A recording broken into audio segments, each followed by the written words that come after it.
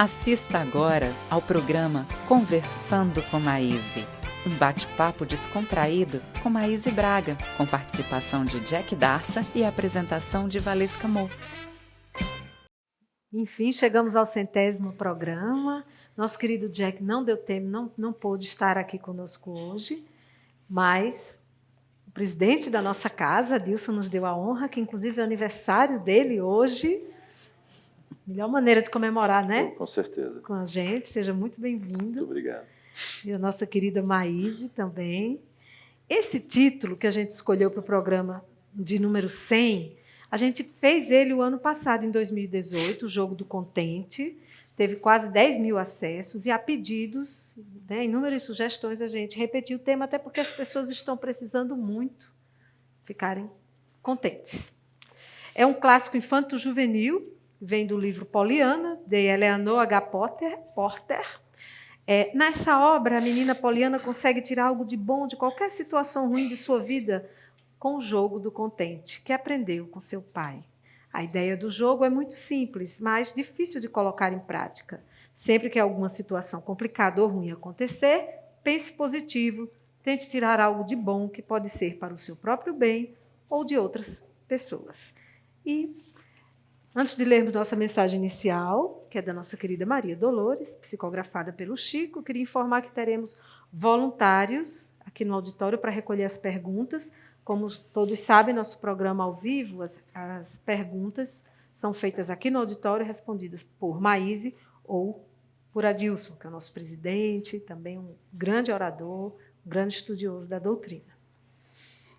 Se pudesse, Senhor, conversaria com todas as crianças para dizer que não te canses de criar alegria, e seria feliz ao converter-me em modesto recado, informando, Jesus, a todos os velhinhos que nunca estão sozinhos, porque segues conosco lado a lado. Se dispusesse de recursos, queria ser a vela pequenina acesa no clarão do sol que levas de modo a socorrer aos que jazem nas trevas, fugindo sem razão da bondade divina. Entretanto, Senhor, sei das deficiências que carrego e venho a ti como estou.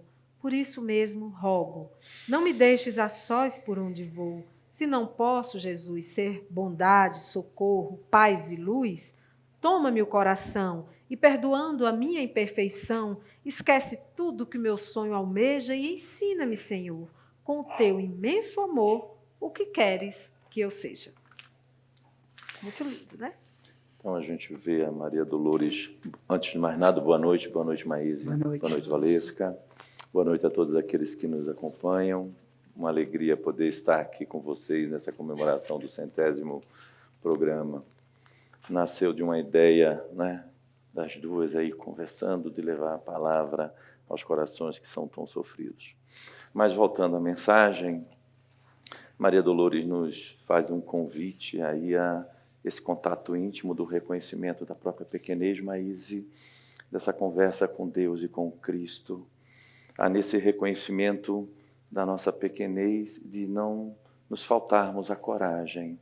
Porque já que a gente está falando do jogo do contente, que é um convite ao otimismo, é um jogo que a gente tem na vida tantas, vamos dizer assim, tantas atividades, tantos jogos, que são muito mais de desafios e de ganhos e perdas, quando a gente pega um jogo vivido com esse, onde nos leva à proximidade do Criador, dizendo assim, a vida é bela. E ela se coloca assim, um toco de luz, que eu seja um toquinho de luz, que a gente nunca falte. Talvez hoje a gente não saiba o que significa esse toco de luz, porque a gente tem energia, mas o que é ser essa luz, Maíse, na vida das pessoas? Não tenho a mínima ideia. Mas eu sei que é uma coisa que todos nós prometemos ser, principalmente nessa atual existência. Difícil conseguir, porque os tempos são difíceis e as dificuldades têm se avolumado de tal maneira que as pessoas não têm outro assunto que não sejam as dificuldades. E nós nos alimentamos da energia do outro. Nós trocamos energia com o outro e com o ambiente que nos cerca. Por isso, às vezes, parecemos enfraquecidos, decepcionados, tristes. E se há uma coisa que, com certeza, a turma do deixa disso, como eu chamo, né? O pessoal que não quer o bem da humanidade está interessado em nos desanimar.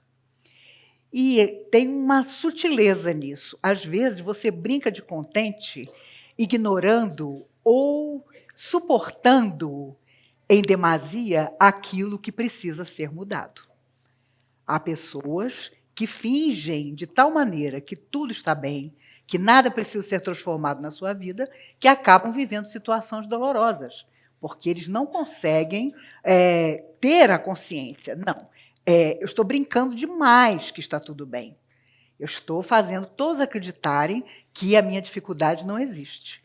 E é claro que aí entra a sutileza da coisa, você precisa ter esperança, você precisa estar animado, você precisa não deixar que as dificuldades impeçam você de lutar, mas existe um momento em que fingir muito que nós não temos dificuldades a serem solucionadas trabalha contra nós.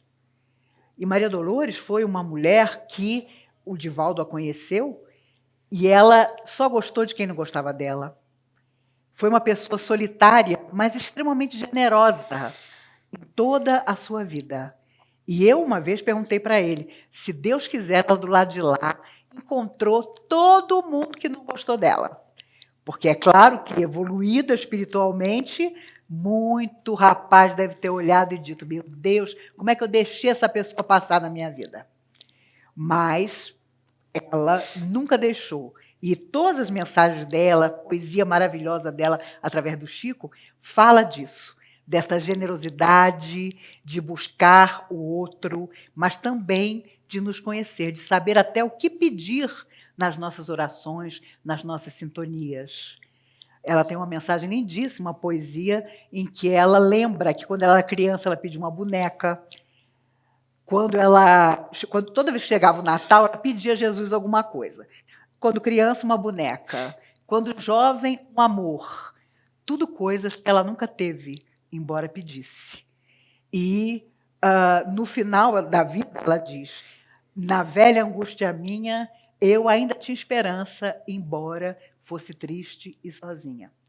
Mas ela termina dizendo, hoje, alma livre no além, eu te peço, Senhor, nunca me deis aquilo que eu mais queira, dá-me o dom de compreender. Porque do outro lado da vida é que ela descobriu por que as coisas não tinham dado certo para ela, principalmente na área do afeto. E aí, claro, entendeu. Mas, enquanto estamos aqui, não é fácil.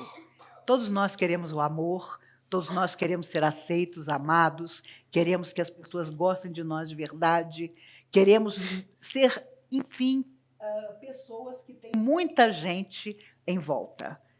Depois, com o passar da maturidade, quando chega a maturidade, nós começamos a querer que sejam pessoas de real qualidade, que gostem de nós. Mas, para isso, existe a ilusão da juventude, em que você acha que toda paixão é definitiva.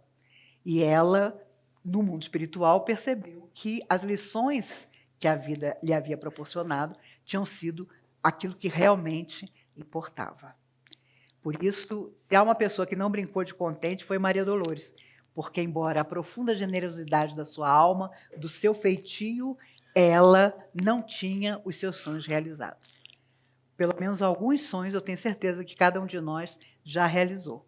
Outros, provavelmente, não realizaremos, mesmo que hoje haja merecimento, porque aquilo que vem do nosso passado, muitas vezes nós encontramos como obstáculo. Os amigos espirituais, ao longo dos anos nessa casa, através do Helene Carvalho, diziam muito, o próprio Dr. Bezerra de Menezes, mentor de nossa comunhão, dizia que, às vezes, eles iam até as altas esferas do mundo espiritual para analisar os casos, principalmente dos enfermos que procuravam a casa, para ver se havia uma solução. Mas eles esbarravam sempre na vontade da própria pessoa encarnada, porque antes de vir, ela deixou determinado, eu não quero a cura do meu corpo, porque a minha alma é que precisa ser curada. Então, muitas vezes, ele comentava que, embora a necessidade da cura, porque as pessoas procuravam o tratamento físico-espiritual na obtenção de uma cura que a medicina não proporcionava, Às vezes, os próprios espíritos amigos não podiam fazer nada. E o próprio Emmanuel dizia para o Chico, o corpo tem suas próprias leis. E o Emmanuel dizia que tentava ajudar o Chico de tudo que era jeito, mas as crises de angina nunca deixaram de existir. O problema na vista nunca deixou de existir. Porque se há uma pessoa que nunca brincou de contente, foi o Chico. Mas foi uma pessoa de total esperança, que transmitia esperança para os outros, que vivia com esperança, mas conhecedor de todas as dificuldades que o seu corpo físico tinha. Mas, presidente, esse projeto está com 850 mil acessos, né, em 2 anos, e a gente recebe e-mails, como todos sabem, de vários países, até do Japão, do Brasil inteiro, de norte a sul do país. E a gente observa, né, mas 85% dos e-mails são dores terríveis. Então, a minha pergunta aos dois, como brincar de contente com a realidade tão triste, com tanto índice de depressão, com as pessoas tão machucadas, principalmente por familiares, que é onde a gente vê mais situação de abuso e violência doméstica, é dentro da própria família. Como tentar ser contente assim? Adilson, essa é com você. Né? Gente, façam suas perguntas. Só chegou uma. Os voluntários estão aqui de avental, só é levantar a mão. O jogo do contente, a gente fala assim, brincar, né? Mas a gente tem que lembrar o seguinte, a doutrina espírita, ela, quando veio até nós, ela veio cumprir uma promessa de Jesus, o Consolador prometido. E na própria palavra que o Cristo dizia, algo que consola, que vem profundamente dentro de mim e que me abraça, me agasalha, me sustenta. Diante de quê? Diante das dores. Ora, nós estamos num planeta em que exige de cada um de nós coragem, fé, para diante dessas dores permanecermos firmes no propósito da própria existência. Quando a gente vê uma proposta de um jogo como esse, não é de brincarmos de ser felizes, mas de compreendermos a dor no nosso caminho. Quem está aqui, quem renasceu na Terra, vai conviver com a dor. Ela faz parte da nossa natureza. Não há como não sofrer num país, num planeta tão material. Então a dor ela faz parte. E o que é belo é que a dor é um instrumento de Deus a nos convidar a uma reflexão interior. Por que eu passo por determinadas situações? Ora, quem de nós não está mergulhado num momento de dor e de sofrimento diariamente? Se não é conosco, é com alguém muito próximo. É um filho, é um irmão, é um pai, é um amigo, que está muitas vezes a nos solicitar ajuda e nós muitas vezes dizemos, meu Deus, como agir? O que eu fiz para vivenciar essa experiência? E graças a Deus nós não sabemos. Porque se nós soubéssemos, nós sairíamos correndo de nós mesmos, Maíse. A alma fugia do corpo. Né? É, com certeza, a gente sairia correndo. Então aí vem a beleza de não nos lembrarmos daquilo que fizemos no passado. Você estava lembrando aí da própria Maria Dolores, de que ela pediu para que não fosse dada a ela aquilo que ela iria pedir. Porque nós, quando vamos encarnar, nos diz os Espíritos, nós nos preparamos muito para a atual existência. E quando nos é permitido participarmos do nosso processo de vinda, a gente pede mais do que aquilo que somos capazes de experienciar. E os amigos espirituais nos dizem, não, isso aqui você não pode passar, você ainda não está preparado. E mesmo assim, no momento de virmos, o medo nos alcança. Então veja, quando um escritor faz uma proposta como essa, de podermos visualizar o otimismo, porque o que é o jogo do contente? Não é esquecermos as dores, é reconhecermos que essas dores existem e elas funcionam como um freio na minha personalidade ainda deseducada, onde nós ainda alimentamos os vícios, queremos a materialidade. Por isso que a gente pede muito mais a Deus do que agradece, Maíse. A gente que está pedindo o tempo inteiro, eu quero, eu quero, eu quero, eu quero, eu quero. De vez em quando a gente lembra de agradecer. Raramente de louvar e reconhecer Deus como Pai. Porque o que é que acontece? Quando a doutrina espírita vem até nós como consolador, ela diz assim, olha, você passa por essas dores, porque são essas dores que vão te reeducar na atual existência. Ela é o freio para você não cair novamente no erro. Aí eu convido a gente a dar uma leitura no Céu e Inferno. A semana passada eu tive a oportunidade de levar o meu filho de 16 anos a um abrigo lá em Ceilândia, onde é um abrigo de um dos frequentadores da nossa casa, o Macarto, e onde tem uma parte desse abrigo que são crianças que estão em vulnerabilidade social. Mas a outra parte do abrigo é a Casa do Carinho, onde nós temos hoje 15 seres humanos aprisionados em corpos. A maioria com a degeneração física e mental completa. Todos em home care, onde necessita 24 horas da presença de alguém. Onde parecem bonecos de cera, sem interagir fisicamente com você do outro lado. Um ou outro é que interage. E a gente faz a reflexão. Aquele ser que ali está aprisionado, o que foi que ele fez para ali estar? Aí você vê a mãe do lado, dando graças a Deus por ter uma estrutura daquela a lhe oferecer condições mínimas de poder higienizar o filho, dar o carinho que ele precisa, porque senão eles poderiam já estar num processo de dor muito maior. Então, para aquela mãe que ali está, ela não está nem perguntando. Às vezes eu tive a oportunidade de fazer uma entrevista com uma delas, e ela só louvava e agradecia a Deus por estar ali com aquele filho naquelas condições. Mas quando a gente avalia, e vai no livro Céu e Inferno, a história de Marcel, lá no finalzinho, onde Marcel é um menino muito parecido com esse, mas ele interagia, ele tinha muitas dores, ele tinha muitas feridas. E ele, com poucos anos, com 10 anos, ele desencarna nesse processo todo, abandonado pela família. Só uma pessoa que gostava dele, que tratava dele.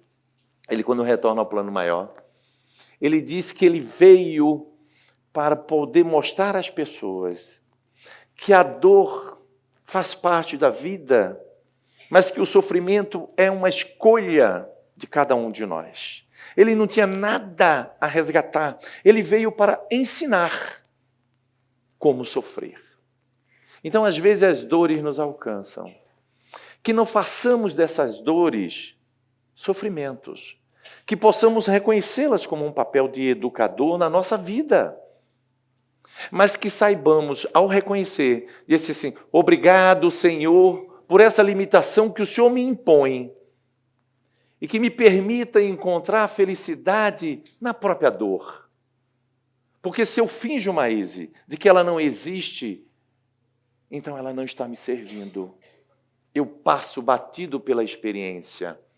Então eu tenho que aprender a ser feliz, ser otimista, ter esperança. Por isso que o Espiritismo é o consolador. Porque ele diz a verdadeira vida não é a vida da matéria, é a vida do Espírito. Estamos de passagem.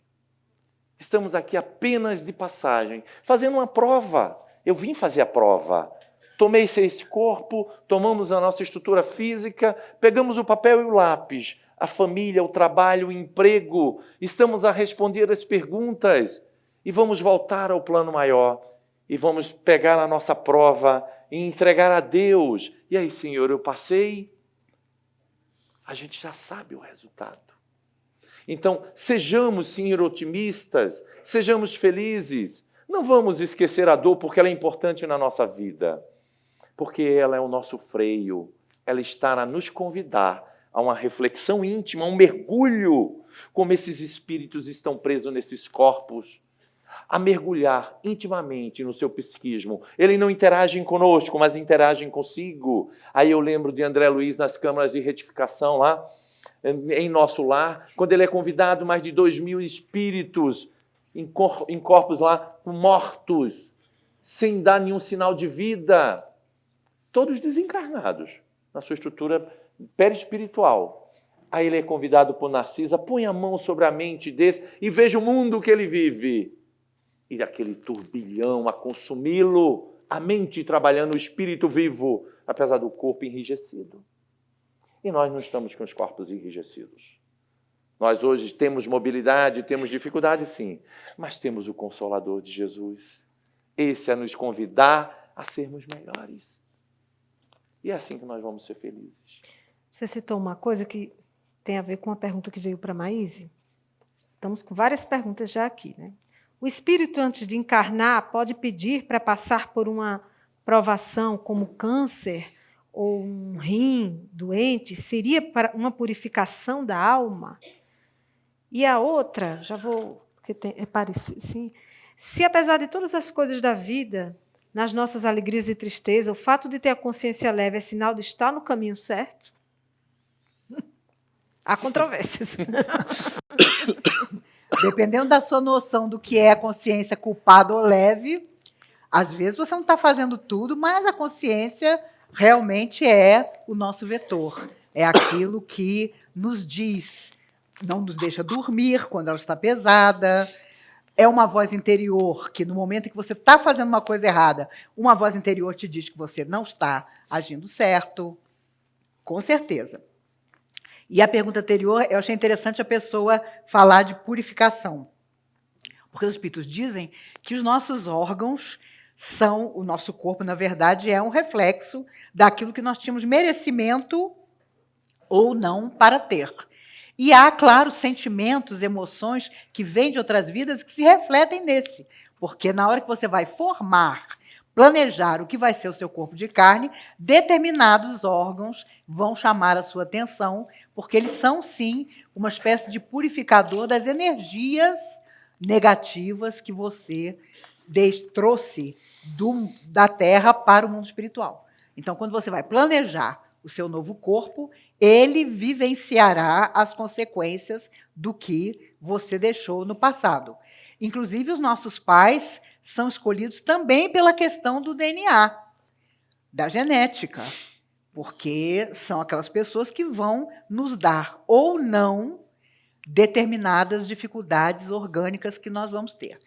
Isso é relativo, porque hoje os espíritos dizem que, infelizmente, um grande número de nós encarnados estamos padecendo de doenças que o nosso psiquismo está criando nessa vida e que muitas vezes não tem relação com o nosso passado.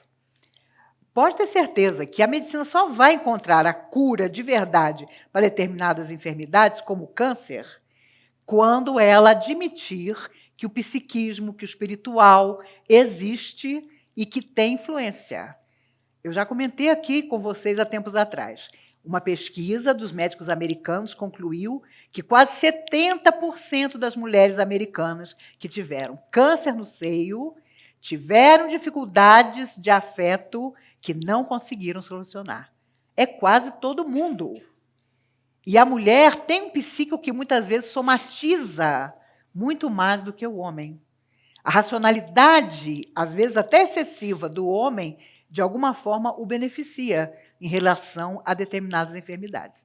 Então, com certeza, no futuro, os médicos vão descobrir que os cânceres estão totalmente relacionados com as nossas emoções. E que muitos deles não vêm de outra existência, ou é um resgate. Muitos são, mas muitos são criação nossa, de agora. Sem falar nas enfermidades que os nossos hábitos negativos também criam para nós.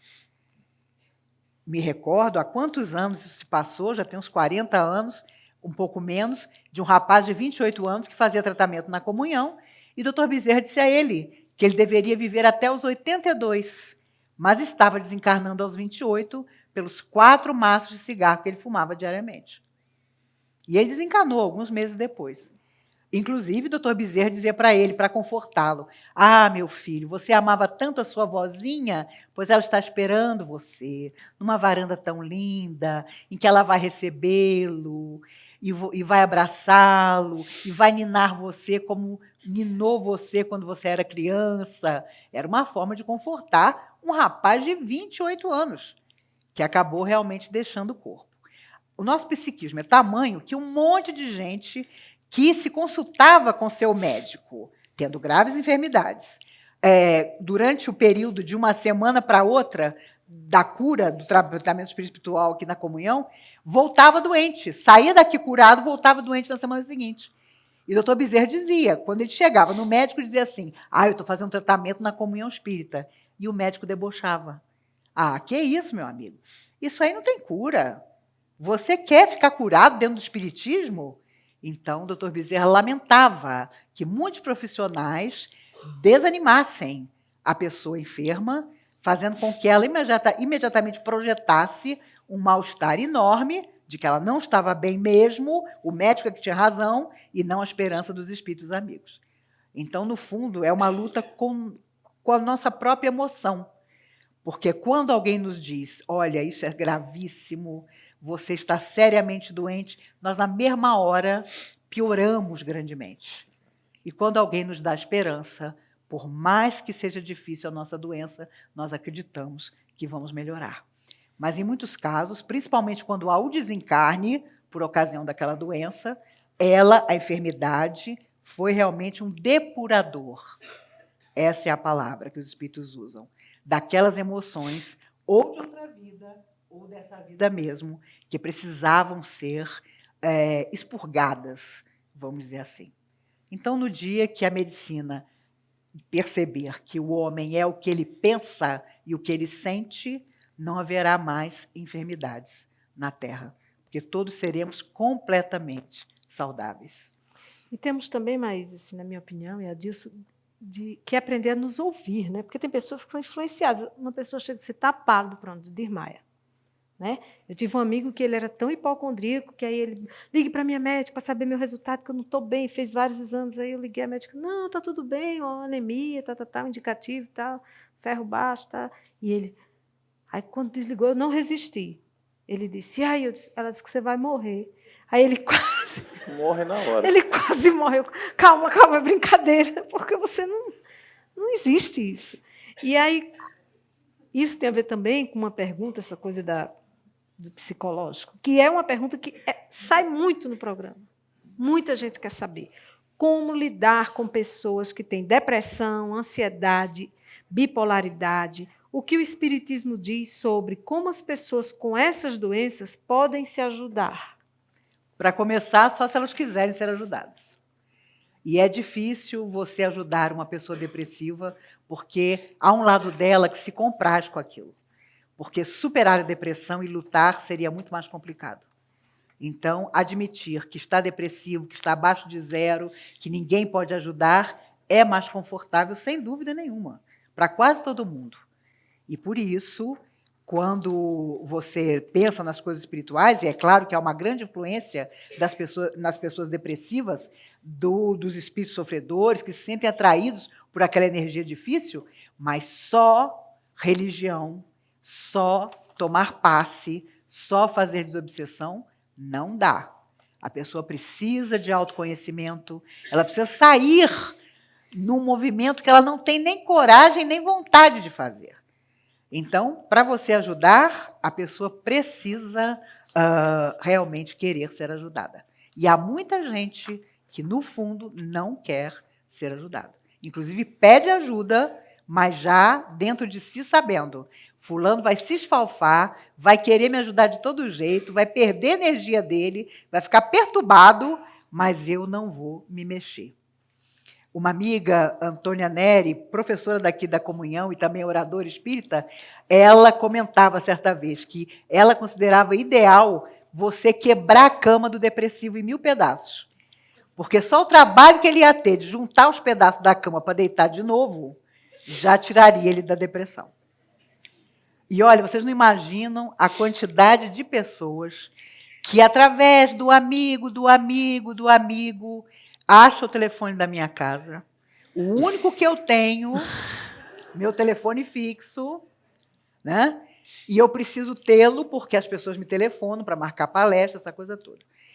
Para dizer que eu tenho que visitar um parente dela que está na cama depressivo. Então, é como se você fizesse esse trabalho. Eu me recordo, há tempos atrás, de uma senhora que ligou para mim, nessa base do telefone do fulano, que deu não sei o quê, que você nunca descobre quem foi, e ela disse, a senhora tem que vir à minha casa, porque a minha filha de 19 anos está tão deprimida que não levanta, não escova o dente, não penteia o cabelo. E aí eu disse a ela, minha cara, eu tenho certeza que um dia eu vou conhecer a sua filha dentro da comunhão espírita, onde um dia ela vai chegar. Mas eu não faço isso. Uma vez, há muitos anos atrás, eu fui visitar uma pessoa, uma moça de 19 anos também, que estava com câncer no pulmão.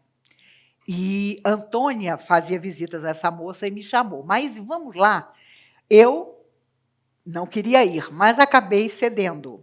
Quando nós chegamos na casa, a mãe tinha um discurso pronto. Olha, eu tenho certeza que não vai acontecer nada com a minha filha, ela tem câncer nos 2 pulmões, mas ela vai ficar curada, porque não vai acontecer nada com ela. E aí, fomos dar passe na menina. Quando eu olhei, eu vi os pulmões da menina completamente destruídos. Eu não sabia como é que a menina estava ainda no corpo. E aí a Antônia disse, não se preocupe, vai dar tudo certo. Quando nós saímos, eu falei, Antônia, eu nunca mais faço uma visita dessa, porque eu devo estar muito perturbada. Você deu tanta esperança para a mãe dela e para ela, e eu não consegui abrir a boca, porque eu vi ela por dentro. E ela está completamente envolvida pela doença. Ela morreu 2 meses depois. E ainda levei bronca dos espíritos amigos de ter ido.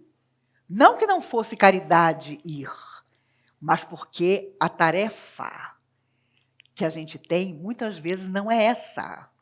E eu me recordo tanto de um homem riquíssimo de Brasília, nós éramos jovens ainda, fomos à mocidade, a mocidade foi convidada por ele para visitá-lo. Ele estava numa cadeira de roda, era uma casa espetacular, uma daquelas mansões assim que você nunca viu nem em filme. Quando nós entramos, éramos um grupo da mocidade que naquele dia tinha decidido ir lá. Para minha surpresa, os espíritos disseram, não bebam nem água. O homem era podre de rico. Ele tinha mandado os empregados fazerem uma mesa de comida. Vocês imaginam, todo mundo com 18, 19 anos, morto de fome. Quando nós entramos, a casa do homem era um negócio, a comida, tudo fino. Mas eu dizendo entre dentes, ninguém bebe nem água, porque os espíritos estão dizendo para a gente não aceitar nem água.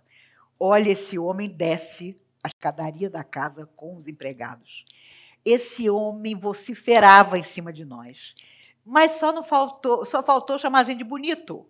E nós estávamos lá para fazer uma prece, uma leitura do Evangelho, porque alguém tinha pedido aqui na comunhão para que essa visita fosse feita.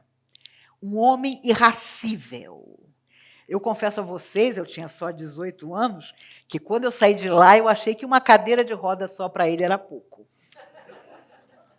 Porque que pessoa difícil, orgulhosa, achando assim que estava fazendo um favor de nos receber na casa dele, quando, na verdade, nós é que estávamos ali para a prece, para o passe, essa coisa toda. Olha, a gente passa por muita coisa, às vezes pensando em fazer o bem, mas tudo nos torna pessoas mais espertas. No Sara Kubitschek, visitávamos todo domingo um grupo de jovens como nós, só que, claro, paralisados. E essa pessoa até se tornou deputado mais tarde, e quando nós chegávamos, ela jogava os travesseiros em cima da gente, de raiva, porque ela estava ali paralisada por um acidente e tinha praticamente a nossa idade e nos via não paralisados. Então, a lição que mal havia começado, e essa pessoa ficou para sempre numa cadeira de roda, estava começando de verdade.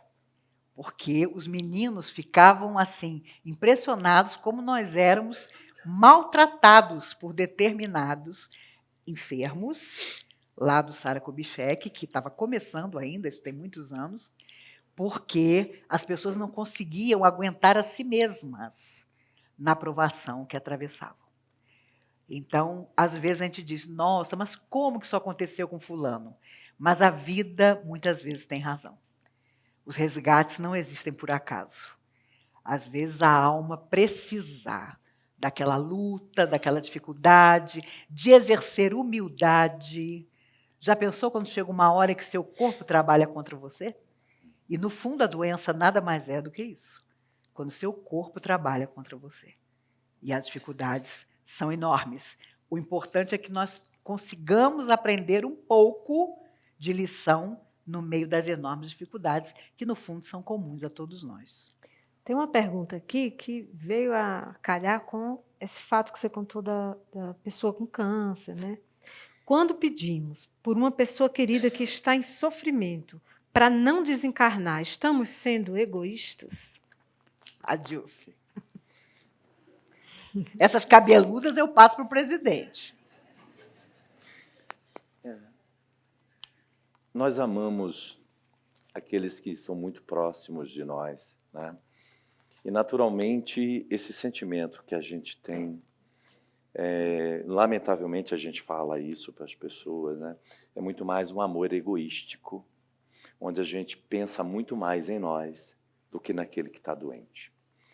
Quando temos dentro do nosso seio familiar pessoas adoecidas, todos nós nos movimentamos para que elas possam receber o que há de melhor.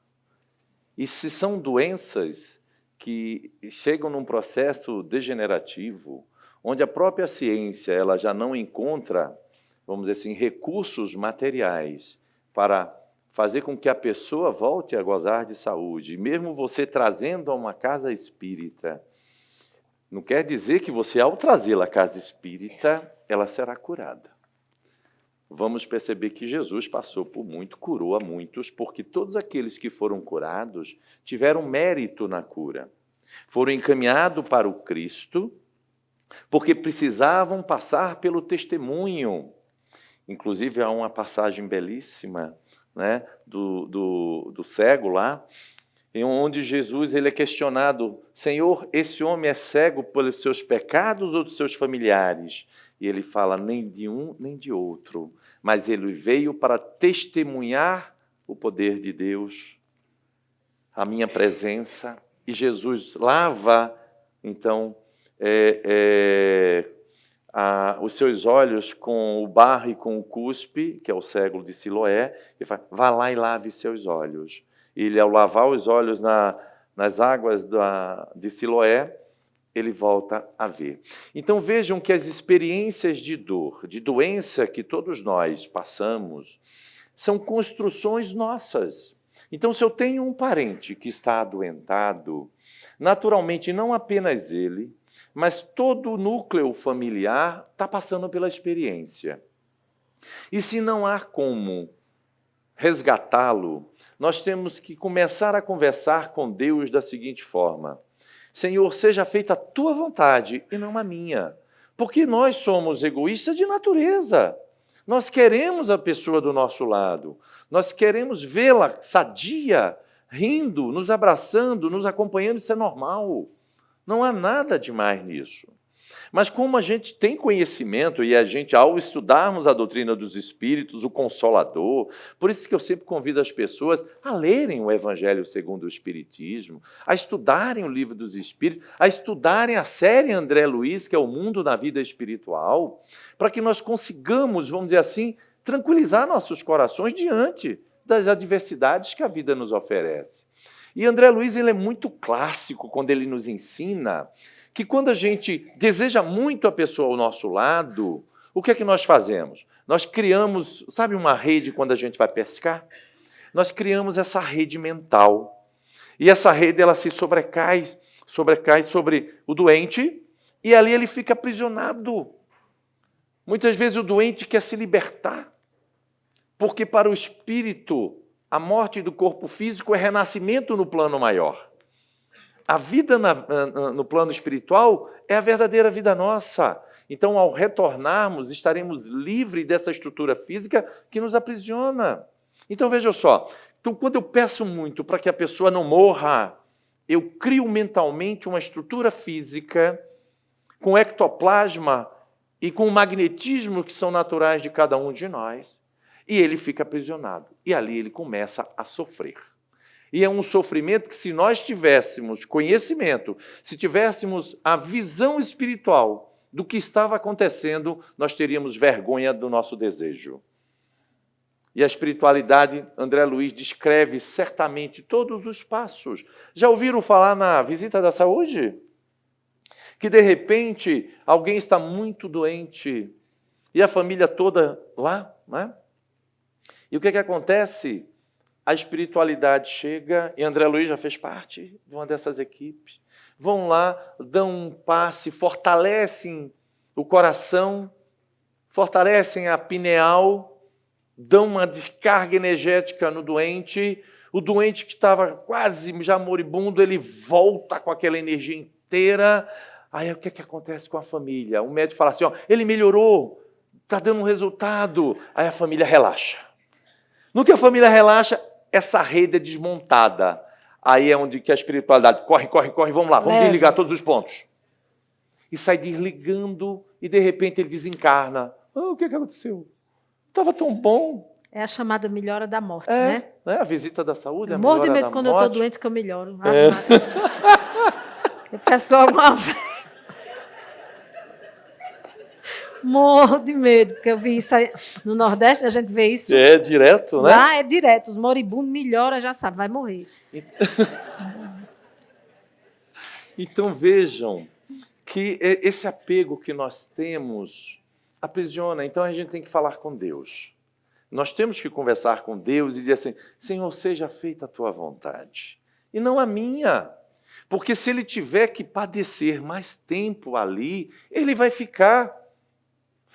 Um caso interessante, eu me lembro quando eu tinha começado na doutrina espírita e o nosso querido Caibá lá de Cavalcante, ele nos levava para dar passe, Maíse, lá no Abrigo Bezerra de Menezes, lá em Sobradinho.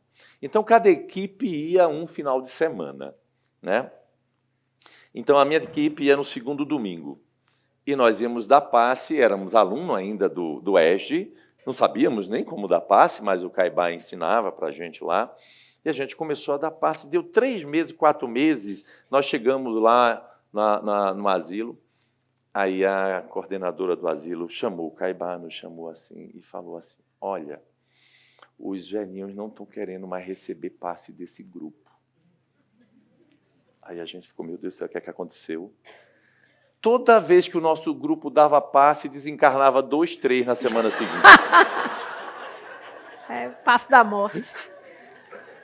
Aí, aquilo para a gente foi um susto, porque realmente, quando a gente voltava, cadê fulano? Desencarnou, mas passou um mês lá, né? E a gente nunca associava, mas eles associaram. É sempre aquele grupo, olha, quando eles vêm encomendar, né? Eles vêm encomendar. Aí a gente parou de dar passe.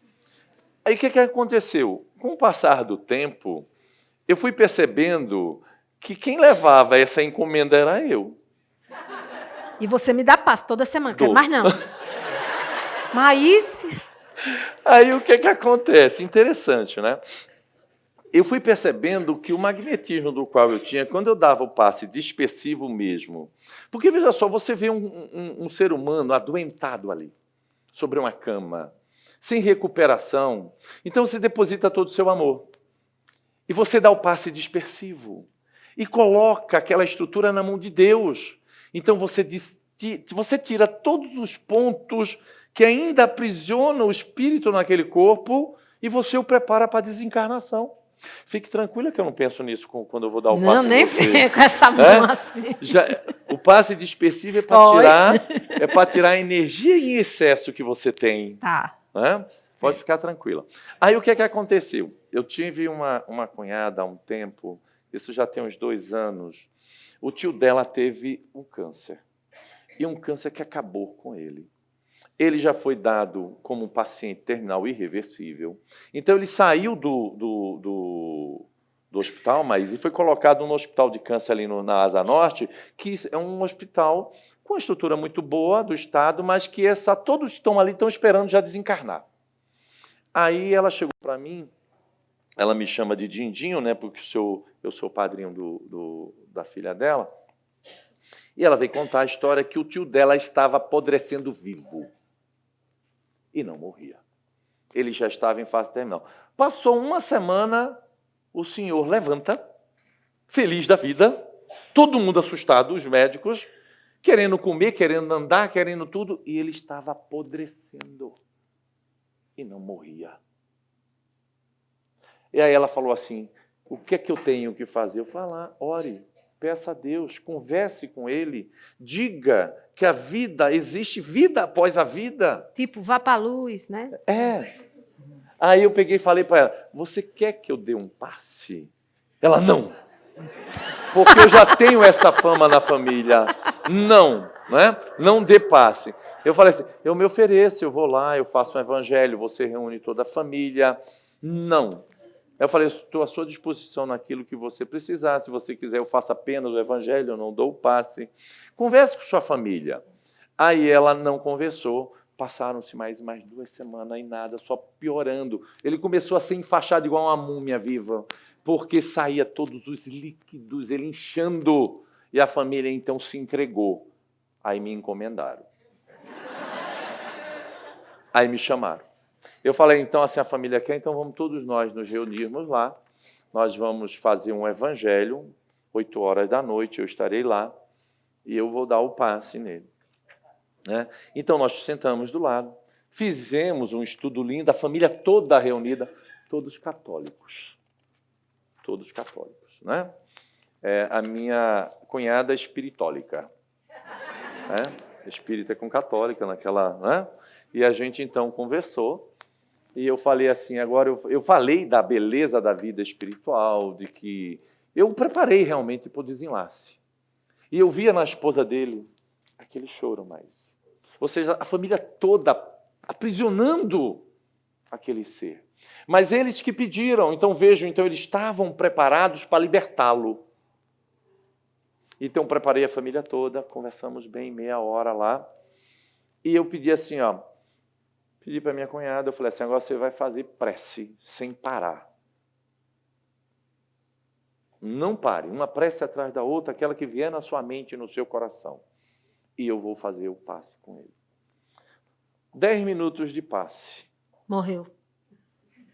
Você adivinha? Ainda não. Aí terminou tudo, né? Fomos para casa. No outro dia, quando foi mais ou menos de tarde, ela me liga. Adilson, meu tio desencarnou. Eu estou ligando para agradecer. Então vejam, né? Não fiquem com medo se vocês me encontrarem numa câmara de passe aí não, tá, gente? Uhum. Tudo tem o seu propósito. É tudo a força do pensamento, é como atua o passe. É aquilo que a gente deseja. Então, assim, a família até hoje sofre. Até a esposa dele até hoje sofre. Mas ela reconhece que ela precisou desapegar. Então, esse pensamento que está na pergunta, ele é muito mais egoístico. Nós queremos muito mais para nós. Nós não pensamos no doente. Quando a gente pensar no doente, nós vamos libertá-lo. E aí, ao libertá-lo, ele estará mais próximo de nós do que se ele estiver encarnado, aprisionado e sofrendo. Então, vamos entregá-lo a Deus. Vamos conversar com o Pai. Entregue. Que se for por bem dele e nosso, Deus leva. E leva para um lugar melhor. Um bilhete para você urgente. Enquanto isso, a gente tem 15 minutos. Maíse, são 2 perguntas aqui. Como lidar com os dias de tristeza arrebatadora, que nem ao menos nos deixa ser gratos, mesmo tendo amor, corpo perfeito, saúde e boas condições?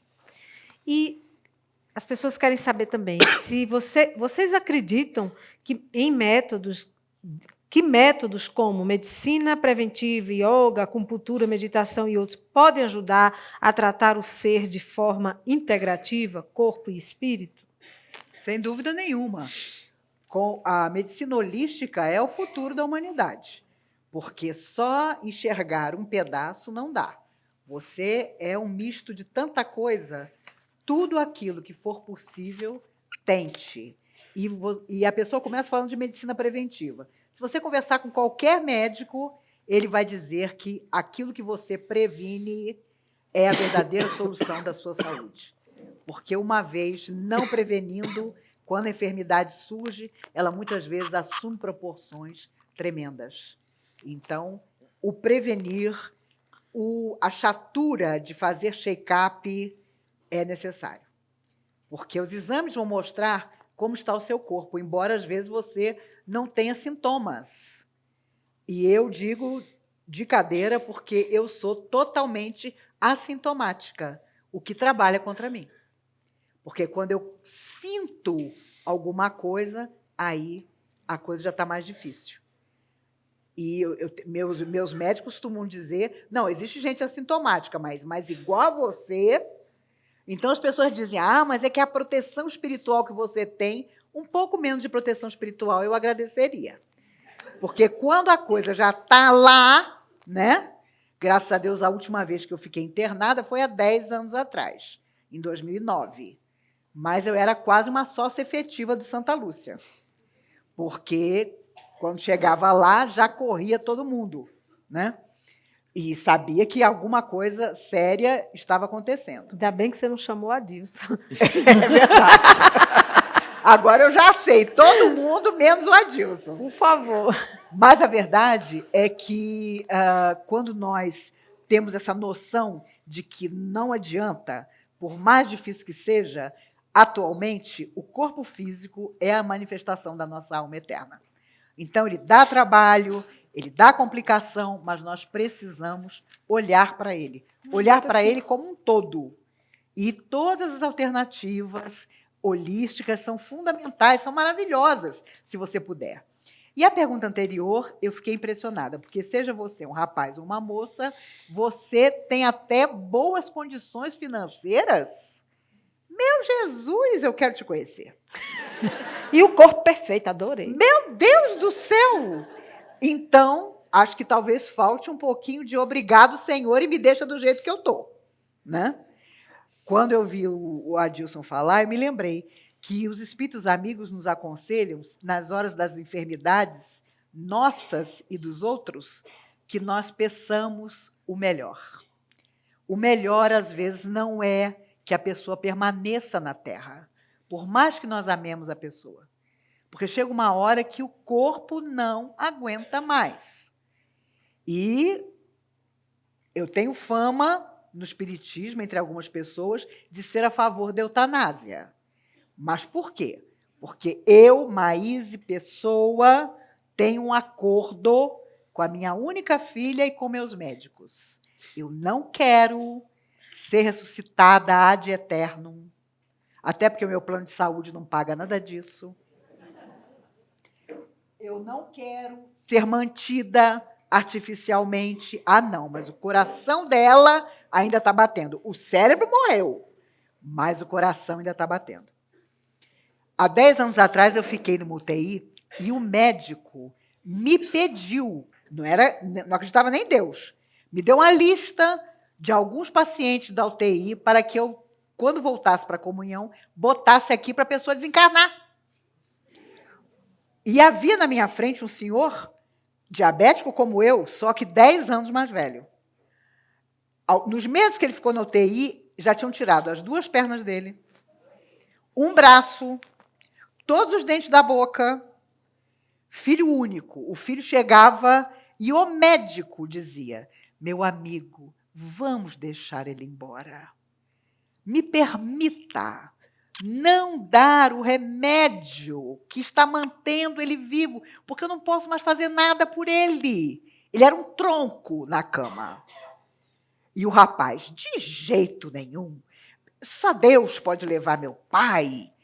Quando o rapaz saiu, o médico virou-se para mim e disse assim, a senhora sabe, ele vai passar o resto da vida pagando financeiramente esses meses em que o pai dele está aqui. E eu não posso fazer mais nada. A medicina não pode fazer mais nada por ele. E aí eu me lembro que o primeiro nome da lista que eu trouxe era o desse moço. Era o desse senhor.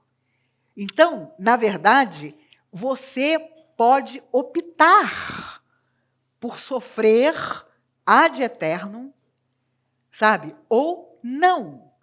E eu, sinceramente, confesso a vocês, eu devo estar errada, mas eu duvido que se você foi uma boa pessoa, Se você foi correto e digno, nobre nas suas atitudes, porque faltou 5 minutos para o seu resgate, os espíritos vão dizer que não podem te ajudar quando você desencarna?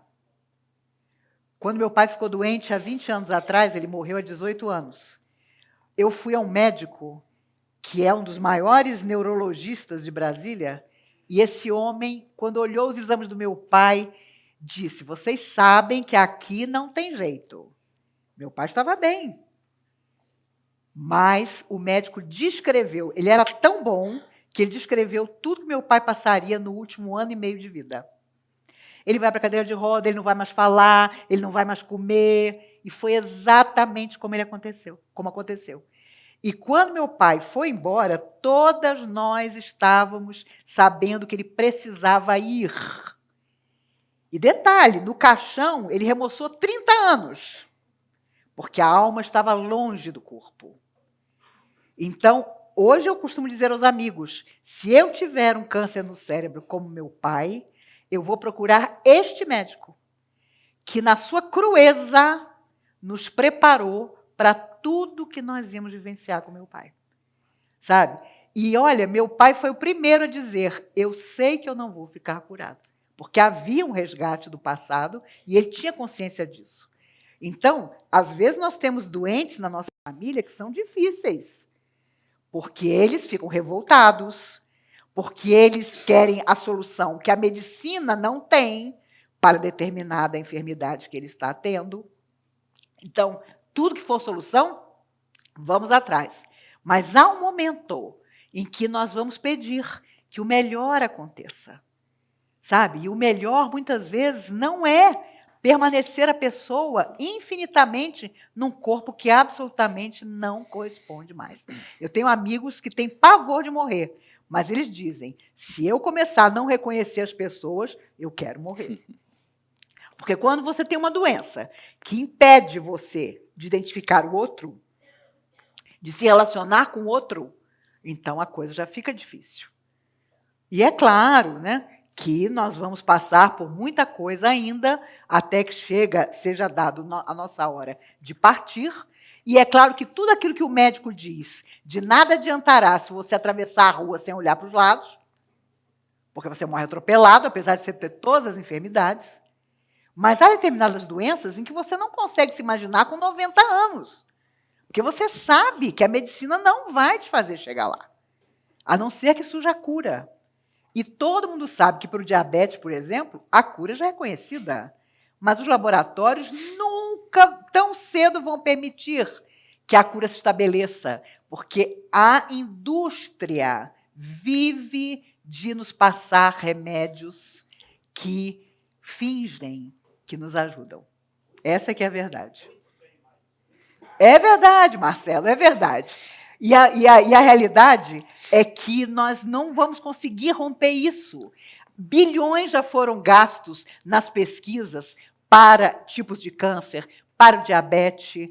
O diabetes tipo 2, que é o que eu tenho e tantos de vocês devem ter, já existe a cura, mas eles não vão soltar isso.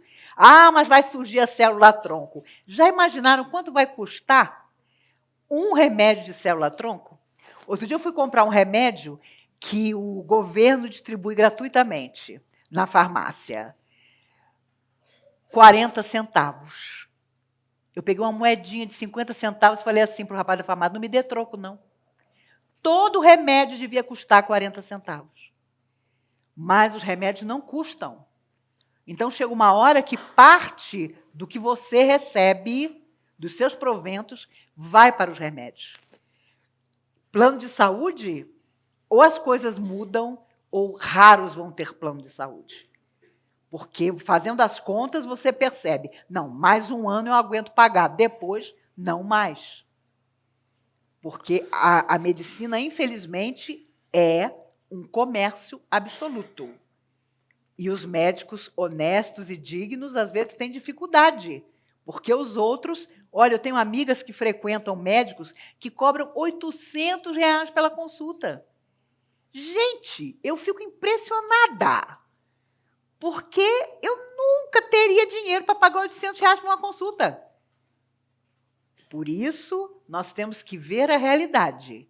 Nós temos toda uma questão espiritual, graças a Deus, em que acreditamos, mas nós temos que viver conforme aquilo que nós acreditamos. E não duvide, se é uma pessoa que tem medo de morrer, é o espírita. Eu conheci gente que, nossa, que família espírita, nossa, fulano é espírita desde sempre, raras pessoas são tão espíritas. Na hora de morrer, minha Nossa Senhora, deu um trabalho, ficou numa revolta, não queria sair do corpo de jeito nenhum. Então, no fundo, há uma controvérsia disso. Você diz acreditar que a vida continua além da morte, está tão apegado ao corpo, que na hora que surgem as lutas, você, sabe, não está com a mala pronta? Não, nós não sabemos o dia de amanhã, não sabemos quanto tempo ainda temos na Terra. O importante é estarmos sempre aproveitando a vida ao máximo para fazer de nós o melhor e chegar do lado de lá, quites. Quites, não só com a nossa saúde física, porque essa altura você morreu, não tem mais saúde física, mas principalmente com a nossa saúde espiritual, que é o que nós vamos demonstrar do lado de lá. Maíse, o tema do nosso programa suscitou uma pergunta: como posso aplicar o jogo do contente se não encontro nenhum lado positivo? Nenhum lado? Na sua vida? Nenhum lado positivo. Meu amigo ou amiga, tente. Tente, vai em busca de você mesmo, vá à prática do bem, sabe? Vá à escola da caridade, porque de repente você vai encontrar tanta gente tão mais necessitada que você vai perceber que aquele minuto em que você dá uma palavra, em que você conversa, em que você visita, você está realmente fazendo o seu melhor. E às vezes nós percebemos as coisas quando ligamos a televisão. Ontem ou anteontem foi o Dia Mundial dos Refugiados. Há 71 milhões de refugiados no mundo. De pessoas que andam e não têm onde pousar a cabeça. Exatamente como Jesus.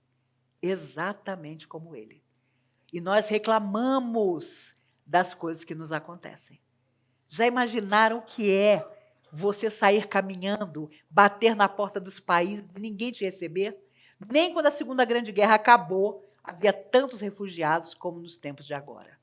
Então, alguma coisa até agora não está dando certo na Terra. E acho que, sem dúvida, é o nosso orgulho e a nossa indiferença. Mas também tem uma aqui, que os dois podem responder por causa da hora. Na visão espírita, o que é ser contente? É fazer o melhor ao seu alcance, é buscar a alegria, mesmo que não seja a felicidade, é otimismo, é acreditar, como eu disse, que você vai seguir em frente. Esse é apenas um estágio temporário, que pode durar 50, 80, 90 anos, mas vai passar. Você vai deixar o corpo, vai retomar a existência plena do outro lado da vida e vai habitar outros corpos, até que o processo evolutivo aconteça. Então, não duvide. É, sem dúvida, tentar encontrar positividade quando todo mundo fala de pessimismo. É evitar pessoas, com todo respeito e carinho, que falam o tempo todo só coisas negativas. E hoje as pessoas estão fazendo isso. Elas conhecem todas as histórias dramáticas, as mais horríveis, para passar para você. Então, não é nada fácil, nunca foi, e hoje mais difícil ainda, manter a mínima condição de uma alegria, ainda que relativa. E que a nossa felicidade seja a felicidade possível. Essa que é a verdade. Porque no mundo tereis tribulações, mas tem de bom ânimo. Jesus sabia muito bem que a Terra era um estágio onde nós, com certeza, veríamos pedaços de felicidade, mas não seríamos plenamente felizes. É aquela situação, né, Maíse? Obrigado, Senhor, porque eu enxergo, porque eu tenho inteligência, porque eu sei ler, porque eu estou num país onde não há guerra, porque de manhã eu acordo e vejo um céu lindo e maravilhoso como esse, porque eu tenho as pernas para caminhar, os braços para movimentar. Não preciso de ninguém para me lavar. Tomo meu banho sozinho, me alimento sozinho. Se nós formos ver aquilo que nós possuímos, o quanto temos que agradecer a Deus por sermos felizes e brincarmos de contentes. Porque na nossa saúde nós poderemos nos levantar e olhar ao lado de quantos não têm, como você bem lembrou, uma cama para repousar, um travesseiro para escorar a cabeça, alguém para dirigir a palavra, pessoas que não conhecem nenhum templo desse para adentrar. E aqui dizer obrigado, Senhor, pela vida. Temos que agradecer, gente. Temos que agradecer muito. Eu só queria fazer uma defesa em seu favor. Quando você falou assim, eu levo fama de ser adepta da eutanásia. Aí existem 3 conceitos, Maíses. Eutanásia, ortotanásia e distanásia. Esse seu amigo, ele era, vamos dizer assim, defensor da distanásia. A distanásia é uma prática onde a gente mantém uma estrutura física quando ela não tem nem como sobreviver. Então, eu gasto milhões de recursos onde eles poderiam ser muito bem e melhor aplicado em benefício de outro para manter um vegetal. A eutanásia é o outro oposto. É onde eu não quero estar vivo, aí eu injeto algo e corto a vida. Isso é eutanásia. A ortotanásia é deixe a natureza agir, porque Deus está no comando. Então, se o corpo não tem mais cura, eu também não vou mantê-lo artificialmente. Eu entrego a Deus com as minhas preces. Então, eu não o alimento de artificialismo. Isso não é eutanásia. Isso chama-se ortotanásia. Isso não tem nada contra as leis divinas, Maíses. Então, quem está lhe dando essa fama desconhece os termos técnicos. É verdade. Hoje está, inclusive, na Constituição, como um direito, em determinados momentos, do médico propor à família, já que nada pode ser feito, não que se injete alguma coisa, mas que os remédios que mantêm a pessoa ali daquela forma tão dolorosa não sejam mais dados. Esgotamos o tempo. Eu vou propor a Valesca, amigos, que eu e a Dilson possamos responder as perguntas que ainda ficaram e que sejam publicadas no blog. No Conversando com Maíse, no blog da Comunhão, certo? Para que nenhum de vocês vá para casa sem obter a sua resposta. Hoje vocês vão, mas depois vocês podem procurar lá, que com certeza vão encontrar. A maneira mais fácil, porque esse programa ele foi transmitido ao vivo hoje, vai sair do ar e na quarta ele entra como o programa da semana. Toda quarta no canal da Comunhão no YouTube. Então, lá no YouTube, nos comentários, aí a gente pode colocar as respostas das perguntas que estão aqui, que são bem interessantes. Inclusive sobre Maria Dolores, porque ela passou por isso e tal. Eu só queria ler, a pessoa passar um recadinho para mim. Importantíssimo. Saber quais os dias e horário que o presidente dá passe na casa. Misericórdia. Tá vendo, né? Papa defunto. Ficou com a fama. Foi dizer. Fique tranquilo que eu não costumo dar passe aqui nos grupos depois das palestras. Eu só trabalho em grupo de PTI, que a gente chama que é o passe de tratamento intensivo. Graças a Deus. Né? Já é o que já está lá no... né? Onde ela toma passe. Ai, meu Deus. A controvérsia, vou pensar. E olha, se você for parar num tratamento intensivo, na hora que a porta abrir, verifica em que cadeira ele está. É ele que faz a prece, mãe. É tranquilo, porque você conta assim as cadeiras e vai cedendo seu lugar na fila. Entendeu?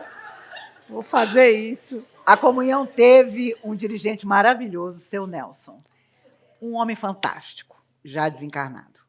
Durante anos, o pessoal vinha no sábado à noite, me aguentava assistindo a palestra e depois subia para tomar passe, ou com o seu Nelson ou com o Arthur, que eram os 2 grupos que funcionavam lá em cima no sábado à noite. Seu Nelson era uma pessoa incrível, daquelas assim, que ele levantava até quem estava desencarnado com o passe dele. As pessoas sabiam disso. Então, quando a porta abria, quem estava na fila contava qual era a cadeira que o seu Nelson estava. E era impressionante a gentileza. Não, por favor, eu cedo meu lugar para você. Por favor, não tenho pressa nenhuma de ir embora no sábado à noite. Não tenho pressa nenhuma de ir embora, porque a pessoa já sabia onde é que o seu Nelson sentava. Eu me recordo agora de meu pai, porque quando eu e ele entrávamos, eu e meu pai entrávamos para tomar passe com o seu Nelson, uma vez meu pai disse assim, eu não gosto de tomar passe com você, mas eu, por quê, papai? Porque todos os médiuns lá dentro incorporam. E era verdade. As entidades sofredoras adoravam. Meu pai tinha sido militar em todas as encarnações, desde a época dos vikings. Então, imagine os espíritos que apareciam muitas vezes no grupo, né, se manifestando. E eu não vou nem contar. Então, era complicado, porque na hora de tomar o passe, mas era aquela coisa do dirigente, né? Na hora que a porta abre, que você olhava para o seu Nelson, você sabia que você podia estar sentindo o que fosse, que ali você encontraria a solução. Ser um dirigente da casa espírita nada mais é do que isso. É quando a pessoa bate o olho em você, sentir segurança de que você vai fazer tudo, a pessoa vai fazer tudo para te ajudar.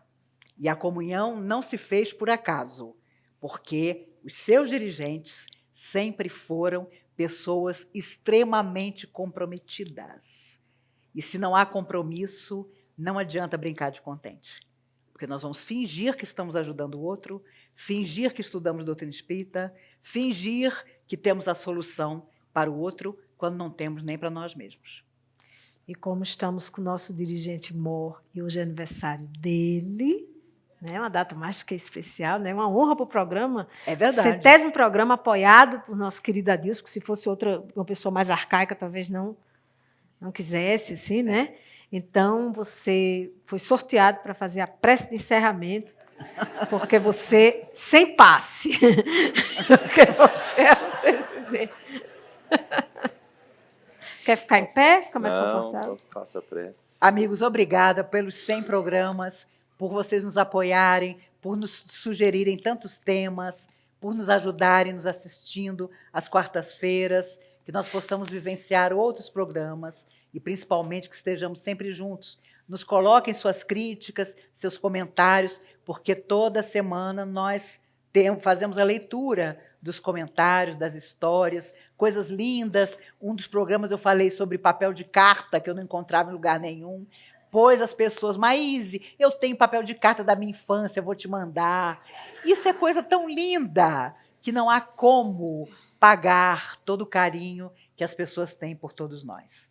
E eu sei que falo em nome da Valesca, em nome do Jack, e em nome do Adilson, que sempre apoiou esse projeto, que surjam outros projetos para outras pessoas dentro dessa casa, que sempre esteve à frente do tempo e sempre norteou tantos corações. Quem de nós não chegou aqui um dia, no momento mais difícil da sua existência, e encontrou uma nova maneira de viver? Todos nós, encarnados e desencarnados. Vamos acompanhar a oração que o Adilson vai fazer por todos nós. Deixa eu só fazer uma observação. É muito gratificante para a gente receber mensagens, e-mails, e como ontem, no direct do Instagram, uma moça que perdeu a filhinha, vítima de câncer, foi uma luta imensa dela. Ela escreveu uma cartinha que mais respondeu num dos últimos programas, como vencer essa dor, ela até me questionou também e tal. E ela escreveu ontem dizendo que seguiu a orientação de Maíse, está fazendo trabalho voluntário, isso está trazendo nova vida a ela. Então, é muito gratificante. Esse programa ele tem uma pegada leve, engraçada, é um trio, cada um tem uma característica, mas a gente tem ajudado muita gente, graças a Deus, graças à comunhão espírita, ao apoio do nosso presidente, e vamos continuar. Claro que tem e-mails que Maíse, meu namorado não olha mais para mim, aí esses a gente pede para lavar uma roupa e tal. Mas eu não resisto. Mas tem e-mails muito sérios, muito tristes, e eu acho que vamos agradecer, ficar contente. O presidente é contente, ele mostrou aqui que ele é contente, apesar dele, né? Então, Ok. Vamos para a luz. Então, te convido todos a fecharem as janelas da alma, que são os olhos, e elevar o pensamento a Deus. Esse Pai de justiça, amor e bondade. Esse Pai que nos concedeu o maior dos dons, o dom da vida. Obrigado, Senhor, por aqui estarmos, entre irmãos e amigos, para podermos conversar, Senhor, sobre a nossa vida, sobre a nossa existência.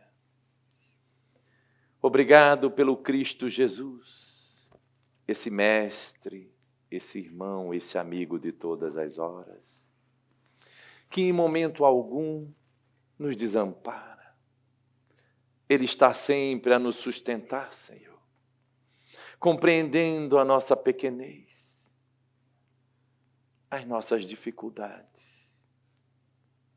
Fortalece-nos então, Pai, na nossa coragem, na nossa fé, para que diante das dores que naturalmente fazem parte da nossa existência, saibamos dar o testemunho, Senhor, como Cristo nos ensinou, com a alegria da vida, compreendendo que essas dores são convites a um processo de reeducação do espírito imortal que somos, Senhor, trilhando novas existências, educando as nossas emoções, para que no futuro saibamos, mais do que nunca, que aqui viemos para sermos felizes.